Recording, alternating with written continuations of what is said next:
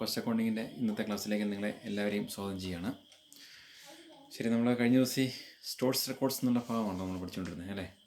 Stores റെക്കോർഡിൽ ബിൻഗാർഡും stores ലെഡ്ജറും നമ്മൾ പഠിച്ചു. ശരി, അടുത്ത ഹെഡിങ് ഈ പഠിച്ച ബിൻഗാർഡും സ്റ്റോർസ് ലെഡ്ജറും തമ്മിലുള്ള വ്യത്യാസം എന്താണ്, difference between bin card and stores ledger എന്തൊക്കെയാണെന്ന് നോക്കുക. ഫസ്റ്റ് മീനിങ്ങിലുള്ള ഡിഫറൻസ് നമുക്കറിയാം. It is quantitative statement, material received, issued and balance. ബിൻഗാർഡിൻ്റെ അത് ക്വാണ്ടിറ്റേറ്റീവ് സ്റ്റേറ്റ്മെൻ്റ് ആണ്. എന്തൊക്കെയാണ് ഇതിനകത്ത് വരുന്നത്? മെറ്റീരിയൽസ് റിസീവ് ചെയ്യുന്നതിൻ്റെയും ഇഷ്യൂ ചെയ്യുന്നതിൻ്റെയും ബാലൻസ് ചെയ്യുന്നതിൻ്റെയും അളവ് മാത്രം. എന്നാൽ സ്റ്റോർസ് ലെഡ്ജറിലോ it is a statement of quantity, price and value of materials received, issued and balance. മനസ്സിലായോ? അതായത് നമ്മൾ സ്വീകരിക്കുന്ന മെറ്റീരിയൽസിൻ്റെ ഈ പറഞ്ഞ് സ്വീകരിക്കുന്നതും ബാക്കിയുള്ളതുമായ മെറ്റീരിയൽസിൻ്റെ ക്വാണ്ടിറ്റി മാത്രമല്ല, എന്തുകൊണ്ടുണ്ടാവും, അതിൻ്റെ പ്രൈസ് ആൻഡ് വാല്യൂ, ഇത്രയും ഇതിനകത്ത് വരും. അതാണ് പ്രധാനപ്പെട്ട വ്യത്യാസം. Maintained by, it is maintained by store keeper. Bin card ആരാണ് മെയിൻറ്റെയിൻ ചെയ്യുക? Store keeper. എന്നാൽ സ്റ്റോർസ് ലെഡ്ജറോ maintained by cost clerk. Costing ഡിപ്പാർട്ട്മെൻറ്റിലുള്ള ക്ലർക്കാണ് ഇത് മെയിൻറ്റെയിൻ ചെയ്യുക. അടുത്ത record, it's a record of quantity or units. അളവുകളുടെ ഒരു റെക്കോർഡാണ് എന്ത്, ബിൻഗാർഡ്. എന്നാൽ സ്റ്റോർസ് ലെഡ്ജറോ ക്വാണ്ടിറ്റി, പ്രൈസ് ആൻഡ് വാല്യൂ. അളവ് മാത്രമല്ല, പ്രൈസും വാല്യൂവിൻ്റെയും കൂടെ രേഖയാണ്. Attached to, it is attached to the specific bin. ഇത് എവിടെയാണ് ഇത് അറ്റാച്ച് ചെയ്തിരിക്കുക? ഏത് ബിന്നിലാണോ, ബിന്നിൻ്റെ ആണോ ബിൻഗാർഡ്, ആ ബിന്നിലായിരിക്കും എന്ത് ചെയ്യുക, ഇത് അറ്റാച്ച് ചെയ്തിരിക്കുക. എന്നാൽ സ്റ്റോർസ് ലെഡ്ജറോ it is kept in the cost office. ഇത് കോസ്റ്റ് ഓഫീസിലായിരിക്കും ഇത് സൂക്ഷിക്കുക. Basis of entries, entries are made on the basis of actual quantity received and issued. Bin card രേഖപ്പെടുത്തുന്ന എന്തിൻ്റെ അടിസ്ഥാനത്തിലായിരിക്കും? സാധനങ്ങൾ യഥാർത്ഥത്തിൽ വരുന്നതിനനുസരിച്ചാണ്. 100 യൂണിറ്റ് വന്നാൽ അന്നേരം അത് രേഖപ്പെടുത്തും, 50 യൂണിറ്റ് പോയാൽ അന്നേരം അത് രേഖപ്പെടുത്തും, വരുന്നതനുസരിച്ചാണ് രേഖപ്പെടുത്തുക. എന്നാൽ സ്റ്റോർസ് ലെഡ്ജറിലോ entries are made on the basis of documents. ഡോക്യുമെൻറ്റ്സിൻ്റെ അടിസ്ഥാനത്തിലാണ് രേഖപ്പെടുത്തുക. എന്ന് പറയുമ്പോൾ നമ്മൾ യഥാർത്ഥത്തിൽ വന്നോ ഇല്ല എന്നുള്ളതല്ല, വന്നതിൻ്റെ ഡോക്യുമെൻറ്റ്സ് ഉണ്ടെങ്കിൽ നമ്മൾ എന്ത് ചെയ്യും, അതിൻ്റെ അടിസ്ഥാനത്തിൽ രേഖപ്പെടുത്തും. എന്തൊക്കെ ഡോക്യുമെൻറ്റ്സ് ആണുള്ളത്? GRN, goods received note. MRN, material requisition note. നമ്മൾ നേരത്തെ പഠിച്ചിട്ടുണ്ട് അല്ലേ. ശരി, അടുത്തത് helpful for a physical verification of closing stock. Closing സ്റ്റോക്കിൻ്റെ ഫിസിക്കൽ വെരിഫിക്കേഷൻ ഇത് വളരെയധികം പ്രയോജനപ്രദമാണ്. ക്ലോസിംഗ് സ്റ്റോക്കിൻ്റെ ഫിസിക്കൽ വെരിഫിക്കേഷൻ ഇത് സഹായിക്കും. അല്ലെങ്കിൽ നമുക്ക് ഇത്ര യൂണിറ്റ് ഉണ്ടെന്നുള്ള കാര്യം നമുക്ക് എന്ത് ചെയ്യാൻ പറ്റും, കറക്റ്റ് അളന്ന് തന്നെ കണ്ടുപിടിക്കാൻ പറ്റും.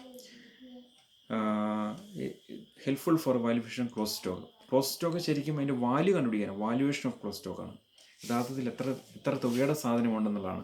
എന്നാൽ ഇവിടെ എത്ര എണ്ണമുണ്ട്, അല്ലെ എത്ര അളവുണ്ട്, എത്ര കിലോ ഉണ്ടെന്നാണ് എന്ത്, നമ്മുടെ ബിൻഗാർഡ് നമ്മളെ സഹായിക്കുന്നത്. Time of recording, transactions are recorded immediately after the transaction. ഒരു ഇടപാട് നടന്ന് ഉടൻ തന്നെ എന്ത് ചെയ്യും, ബിൻഗാർഡിൽ അത് രേഖപ്പെടുത്തും. പക്ഷേ സ്റ്റോർസ് ലെഡ്ജറിലോ transactions are periodically record. Periodically എന്ന് പറയുന്നത് അർത്ഥം, അത് ചിലപ്പോൾ മന്ത്ലി ആയിരിക്കാം, ചിലപ്പം വീക്ക്ലി ആയിരിക്കാം, അല്ലെങ്കിൽ ചിലപ്പോൾ ഡെയിലി ബേസിലായിരിക്കാം. ചിലപ്പോൾ ഈ ഒരു അടിസ്ഥാനത്തിലായിരിക്കും എന്ത് ചെയ്യുന്നത്, ഈ സ്റ്റോർസ് ലെഡ്ജറിൽ രേഖപ്പെടുത്തുക.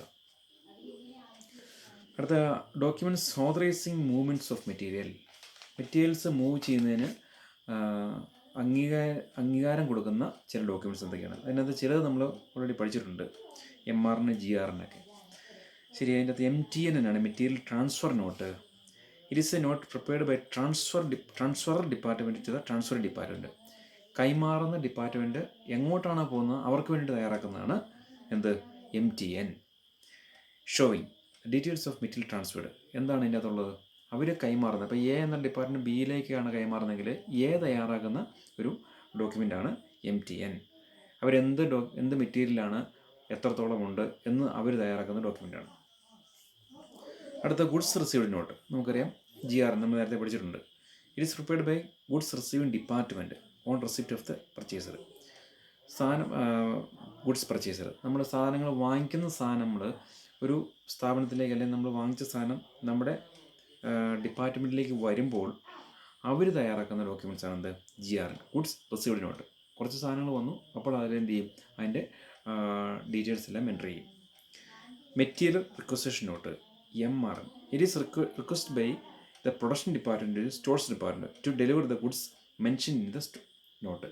ഈ നോട്ടിൽ മെൻഷൻ ചെയ്തിരിക്കുന്ന സാധനങ്ങൾ നൽകണം എന്നുള്ളതിൻ്റെ ഒരു ഔദ്യോഗികമായ ആവശ്യമാണ് ദ മെറ്റീരിയൽ റിക്വസിഷൻ നോട്ട്. ആരോട് പറയുന്നതാണ്? ബൈ പ്രൊഡക്ഷൻ, ഉൽപ്പാദനം നടത്തുന്നവർക്കാണല്ലോ മെറ്റീരിയലിൻ്റെ ആവശ്യമുള്ളത്. അവരാവശ്യപ്പെടുന്നു. ആരോട്? To stores department. സൂക്ഷിച്ചിരിക്കുന്നവരാണ് സ്റ്റോഴ്സ് ഡിപ്പാർട്ട്മെൻറ്റ് അല്ലേ, അവരോട് ആവശ്യപ്പെടുന്നു. അതാണ്. അപ്പോൾ അതാണ് MRN. അടുത്തത് material return note. It is the note prepared by production department on returning the goods delivered from stores department. അപ്പോൾ ഇത് തയ്യാറാക്കുന്ന പ്രൊഡക്ഷൻ ഡിപ്പാർട്ട്മെൻറ്റാണ്. എപ്പോഴാണ്? സ്റ്റോഴ്സ് ഡിപ്പാർട്ട്മെൻറ്റിൽ നിന്നും കിട്ടിയ സാധനം അങ്ങോട്ട് തന്നെ തിരിച്ചു കൊടുക്കുമ്പോൾ തയ്യാറാക്കുന്ന ഒരു ഡോക്യുമെൻ്റാണ് എന്ത്? Material return not. സ്റ്റോഴ്സ് ഡിപ്പാർട്ട്മെൻറ്റിൽ നമുക്ക് സാധനം കിട്ടി, അത് തിരിച്ച് ആവശ്യമില്ലാത്ത സാധനങ്ങൾ എന്ത് ചെയ്യുന്നു? തിരിച്ച് അവർക്ക് തന്നെ കൊടുക്കുന്നു. അതാണ് material return note. Purchase return note. It is also known as debit note. It is a note prepared on returning the goods to the supplier. നമ്മൾ വാങ്ങിച്ച സാധനം സപ്ലയർക്ക് തിരിച്ചു കൊടുക്കുകയാണ്. മനസ്സിലായോ? നമ്മൾ ചിലപ്പോൾ സാധനങ്ങൾ എന്ത് ചെയ്തേക്കാം, നമുക്ക് അനുയോജ്യമല്ലാത്ത സാധനങ്ങൾ ചിലപ്പോൾ നമ്മൾ സപ്ലയർക്ക് തിരിച്ചു കൊടുക്കുന്നതാണ് എന്ത്? Purchase return note. Sales return note അങ്ങനെയാണ്. എന്തായിരിക്കും? It is also known as credit note. It is prepared on getting the materials return by the customers. നമ്മൾ കസ്റ്റമേഴ്സിന് സാധനം വിറ്റു, അവരത് നമുക്ക് തിരിച്ചു തരുന്നു. അങ്ങനെ തിരിച്ചു തരുമ്പോൾ നമ്മൾ രേഖപ്പെടുത്തുന്ന ഒരു നോട്ടാണ് sales return note. The bill of material. നമുക്കറിയാം ഇതൊരു പ്രധാനപ്പെട്ട ഡോക്യുമെൻ്റ് ആണ് അല്ലേ, ബിൽ ഓഫ് മെറ്റീരിയൽ. സാധാരണ bill of material is a complete list of all materials and components needed for producing a product or for executing the work order. It helps to draw required quantity of material from the stock. നമ്മൾ ഒരു മെറ്റീരിയലിൻ്റെ പൂർണ്ണമായ അതിൻ്റെ production പൂർത്തീകരിച്ചതിന് ശേഷം അതിൻ്റെ സകല വിവരങ്ങളും രേഖപ്പെടുത്തുന്ന ആ പ്രൊഡക്റ്റിൻ്റെ ബില്ലാണ് bill of material. Executing the work order. ഒരു വർക്ക് ഓർഡർ പൂർത്തീകരിച്ചതിന് ശേഷം അതിനുവേണ്ടി തയ്യാറാക്കുന്ന ഡോക്യുമെൻ്റാണ് material bill of material. Okay, അപ്പോൾ അതാണ് നമ്മൾ പഠിച്ച ഡോക്യുമെൻറ്റ്സ്. ഏതൊക്കെയാണ്? MTN, GRN, അതുപോലെ MRN, മെറ്റീരിയൽ റിട്ടേൺ നോട്ട്. അത് MRN തന്നെയാണ്, പക്ഷേ വ്യത്യാസമുണ്ട്. Purchase return note, sales return note and bill of material. അടുത്തത് inventory system or stock taking. ആറാമത്തെ, inventory system or stock taking. Stock taking is a verification and a comparison of physical stock of materials in the stores with the balance of materials in the stores records. അതായത് stock taking എന്ന് പറഞ്ഞാൽ, അല്ലെങ്കിൽ inventory system എന്ന് പറഞ്ഞാൽ അതൊരു physical സ്റ്റോക്കാണ്. നമ്മുടെ കയ്യിലിരിക്കുന്ന സാധനങ്ങൾ എത്രത്തോളം ഉണ്ട് എന്നതിനെ സംബന്ധിച്ച് സ്റ്റോർ കീപ്പറോ ഒക്കെ അവരുടെ സാധനങ്ങൾ ചെക്ക് ചെയ്ത് എത്രത്തോളം ഉണ്ടെന്ന് രേഖപ്പെടുത്തുന്ന സിസ്റ്റമാണ് സ്റ്റോക്ക് ടേക്കിംഗ്. സ്റ്റോക്ക് എടുക്കുന്നതൊക്കെ നമ്മൾ കേട്ടിട്ടില്ലേ, സ്റ്റോക്ക് എടുക്കൽ അല്ലേ? അപ്പോൾ അതാണ്. അപ്പോൾ അവരുടെ കയ്യിലിരിക്കുന്ന സാധനങ്ങൾ എന്തേരം ഉണ്ടെന്നുള്ള കാര്യം എന്ത് ചെയ്യാം, അതൊന്ന് വെരിഫൈ ചെയ്യാം. അതാണ് സ്റ്റോക്ക് ടേക്കിംഗ്. അതിനുവേണ്ടി പ്രധാനപ്പെട്ട 3 സ്റ്റോക്ക് ടേക്കിംഗ് സിസ്റ്റംസ് ഉണ്ട്. Periodic and annual inventory system, perpetual inventory system, continuous stock taking system. ഇത്രയാണ് ഉള്ളത്. ഓക്കെ, അപ്പോൾ നമുക്ക് ഇത് നോക്കാം. അപ്പോൾ അതിനു മുമ്പ് ഇനിയിപ്പോൾ അടുത്ത നമ്മൾ പ്രോബ്ലത്തിലേക്ക് കിടക്കുകയാണ്. ഏതാണെന്നറിയോ? ഇത് അടുത്ത 2 പേജ് കൂടെ കഴിയുമ്പോൾ അടുത്തൊരു പ്രധാനപ്പെട്ട പ്രോബ്ലമാണ് പ്രൈസിങ് ഓഫ് മെറ്റീരിയൽ. പക്ഷേ അതിനു മുമ്പ് കുറച്ച് പ്രാക്ടിക്കൽ പ്രോബ്ലവും ഇല്ലുസ്ട്രേഷൻസും നിങ്ങൾ ചെയ്യാനുണ്ട് കുറച്ച് പേര്. അതായത് ഇല്ലുസ്ട്രേഷൻസ് നമ്മൾ നോട്ടിലൂടെ നോക്കിയപ്പോൾ പലരുടെയും നോട്ട് മാത്രമേ ഉള്ളൂ, ഇല്ലുസ്ട്രേഷൻസ് ഒന്നും കംപ്ലീറ്റ് ആയിട്ടില്ല. ചിലരുടെ ഒരെണ്ണമൊക്കെ ഉണ്ട്, എല്ലാവരുടെയും കംപ്ലീറ്റ് ഇല്ല. അപ്പോൾ അതൊന്ന് കംപ്ലീറ്റ് ചെയ്യുക എന്നുള്ളതാണ് ഇന്നത്തെ ദിവസത്തിൻ്റെ ബാക്കി സമയം നിങ്ങൾ ചെയ്യേണ്ടത്. മനസ്സിലായോ? ഇതുവരെയുള്ള എല്ലാ ഇല്ലുസ്ട്രേഷൻസും പ്രാക്ടിക്കൽ പ്രോബ്ലവും കംപ്ലീറ്റ് ചെയ്യുക. പ്രാക്ടിക്കൽ പ്രോബ്ലം നിങ്ങളോട് ചെയ്യാൻ ഇതുവരെ ആവശ്യപ്പെട്ടിരുന്നത് 13 വരെയുള്ള പ്രാക്ടിക്കൽ പ്രോബ്ലമാണ് നിങ്ങൾ ചെയ്യേണ്ടത്, 1 മുതൽ 13 വരെ. അപ്പോൾ നമ്മൾ പഠിച്ചതിനോട് ബന്ധപ്പെട്ട് 14ഉം 15ഉം കൂടെ നമ്മൾ ചെയ്യേണ്ട പ്രാക്ടിക്കൽ പ്രോബ്ലമാണ്. അപ്പോൾ അതിനകത്ത് കുറച്ച് പേരൊക്കെ അത് മിസ്സാക്കിയിട്ടുണ്ട്, ചില ബോയ്സും കുറച്ച് പിള്ളേരൊക്കെ മിസ്സാക്കിയിട്ടുണ്ട്. അപ്പോൾ അത് നിങ്ങൾ ശ്രദ്ധിക്കുക. 15 വരെയുള്ള എല്ലാ ക്വസ്റ്റ്യൻസും പ്രാക്ടിക്കൽ പ്രോബ്ലം കംപ്ലീറ്റ് ചെയ്യുക. 15 വരെയുള്ള എല്ലാ പ്രാക്ടിക്കൽ പ്രോബ്ലവും നിങ്ങൾ കംപ്ലീറ്റ് ചെയ്യുക. പിന്നെ ഇല്ലുസ്ട്രേഷൻസും നമ്മൾ പഠിച്ചതിൻ്റെ മുഴുവൻ ഇല്ലുസ്ട്രേഷൻസും കംപ്ലീറ്റ് ചെയ്യുക.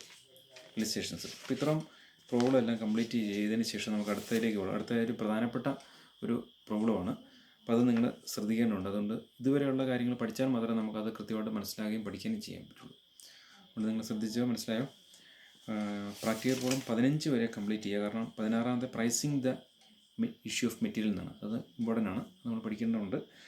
അതിനു മുമ്പ് ഈ കാര്യങ്ങളൊന്ന് നിങ്ങൾ തയ്യാറാക്കുക. അപ്പോൾ ഇന്ന് പഠിപ്പിച്ച ആ തിയറി പാർട്ട്, പിന്നെ ഇതുവരെയുള്ള കംപ്ലീറ്റ് ഇല്ലുസ്ട്രേഷൻസ്, പിന്നെ പ്രാക്ടിക്കൽ പ്രോബ്ലം 15 വരെയുള്ള. അപ്പോൾ ഇത്രയും കംപ്ലീറ്റ് ചെയ്ത് നിങ്ങൾ ഇന്ന് തന്നെ നോട്ട് അയക്കുക. കൃത്യമായിട്ട് തന്നെ തയ്യാറാക്കണം. നിങ്ങളെ അങ്ങോട്ട് വിളിപ്പിക്കാനുള്ളൊരു സാഹചര്യം ഉണ്ടാക്കരുത്. പലരെയും അങ്ങനെ ഇപ്പോഴും ഒറ്റയ്ക്ക് വരുന്നുണ്ട്. അങ്ങനെ അങ്ങോട്ട് വിളിക്കാനുള്ള VIP-മാരൊക്കെ ചിലരുണ്ടെന്ന് തോന്നുന്നു. അപ്പോൾ നിങ്ങൾ ശ്രദ്ധിക്കുക, നന്നായിട്ട് തന്നെ നോട്ട് തയ്യാറാക്കി അയക്കുക. പ്രാക്ടിക്കൽ പ്രോബ്ലം കൃത്യമായിട്ട് അയക്കണം. പ്രോബ്ലംസ് എല്ലാം നിങ്ങൾ തയ്യാറാക്കുമ്പോൾ സാധാരണ ഫോട്ടോസായിട്ട് അപ്ലോഡ് ചെയ്താൽ മതി. പലരും PDF ആയിട്ടൊക്കെ അപ്ലോഡ് ചെയ്യുന്നുണ്ട്. അത് വേണമെന്നില്ല. നിങ്ങൾ വെറുതെ ഫോട്ടോസ് എടുത്ത് 2 പേജ് ഒരുമിച്ച് വരുന്ന രീതിയിലുള്ള ഫോട്ടോസ് എടുത്ത് അയച്ചാൽ മതിയാവും. അതാണ് നിങ്ങൾക്കും കംഫർട്ടബിൾ നോക്കാനുള്ളത്, ഞങ്ങൾക്കും അതാണ് എളുപ്പം. പിന്നെ കൃത്യമായിട്ട് തന്നെ ഇന്ന് തന്നെ നോട്ട് അയയ്ക്കുക. പ്രാക്ടിക്കൽ പ്രോബ്ലം എല്ലാം ചെയ്യുക. നിങ്ങൾക്ക് സംശയം ഉണ്ടെങ്കിൽ നിങ്ങൾക്ക് ചോദിക്കാം. എന്തെങ്കിലുമൊക്കെ ഡൗട്ട് നിങ്ങൾ ചെയ്യുമ്പോൾ ഡൗട്ട്സ് ഉണ്ടെങ്കിൽ നിങ്ങൾക്ക് വാട്സപ്പിലൂടെ വോയിസ് ക്ലിപ്പിലൂടെയൊക്കെ നിങ്ങൾക്ക് ചോദിക്കാൻ കഴിയും. ഓക്കെ, എല്ലാവർക്കും നന്ദി.